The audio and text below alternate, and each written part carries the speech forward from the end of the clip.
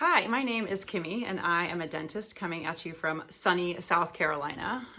Sometimes I feel like dentistry is the redheaded stepchild of the medical community, but I am a firm believer in the fact that the mouth is not only a window, but really a gateway to all of our health. So a bit of a background on me. After I graduated from undergrad with a degree in Spanish, I promptly trained and worked as a pastry chef for the rest of my 20s, only to make a hard pivot and start dental school on my 30th birthday. So yes, everyone finds it highly entertaining that I ruined teeth for nearly a decade, and now I fix them. And while I do fix a lot of teeth, I arguably extract more because I work predominantly in public health.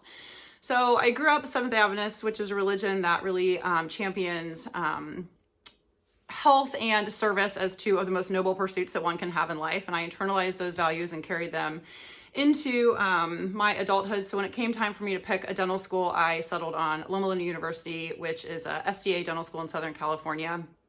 And I picked this for two reasons, well, many reasons, but two of the main ones were that it integrates a ton of community service into its curriculum, and it's also one of the 5 blue zones in all of the world, which means that it has a high concentration of centenarians. So not only do people live longer, but they have greater vitality into their golden years. So for the first 6 years at a dental school, I was the sole dentist at an HIV clinic, which is a job that I absolutely loved, but they lost funding. And so for the last 5 or so years, I've split my working days between another nonprofit called Well Partners, which is funded by United Way, and they provide free dental treatment to indigent patients. I work on the adults there, and then the rest of my time is spent at a private practice, but I work at the satellite office, which is in rural South Carolina, so mostly Medicaid patients. So for all intents and purposes, it's pretty much public health as well. So despite being a dentist and having graduated some time ago, I still am shouldered with a good bit of student debt. Because dental school, especially a private one, is a spendy endeavor, and working in public health is definitely not the fast track to paying off student debt quickly, as I make a fraction of what my peers do working in private practice. So I just want to circle back quickly to the topic of health. It's been a focus all of my life, but in the last couple of years, I've really amped up my education in this realm, not only for my own well-being, but to be able to impart this knowledge onto my patients. So most recently, I completed the 6-week eCornell course on nutritional studies, on plant-based nutrition, led by Drs. Campbell of the China study. So I feel like society really has led us to believe that we have little autonomy over our health destinies, whereas in reality, our genome has very little to do with our overall wellness. So Western medicine really also, I feel like, has a penchant to treat the symptoms and try to manage the symptoms of a disease with medications, instead of trying to root out or sleuth out the root cause of whatever the ailment may be. And so unfortunately, an ungodly number of my patients are on a ton of just a laundry list of medications.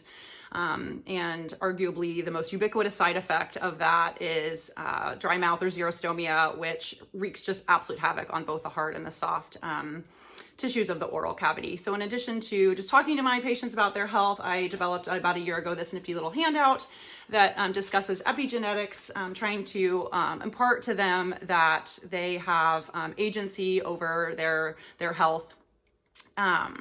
So in addition to just that topic, there's a ton of free resources in that handout. There's that's upside down. Fiber Fuel, they can check out this book, or there's other books listed at the library for free. There's websites like nutritionfacts.org, led by Michael Greger, and just blogs, my favorite blogs on healthy recipes that are simple and inexpensive, and documentaries and podcasts and such.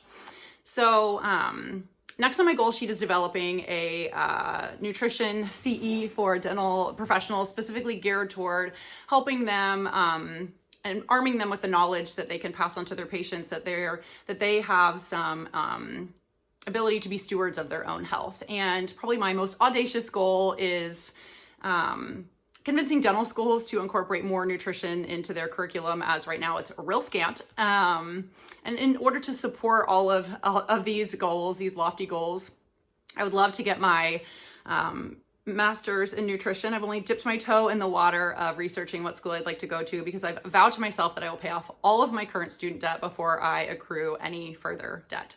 So ultimately, I really just want to be a healthcare provider, not a disease care provider, and to empower people to live their best lives through their lifestyle choices. Peace and floss.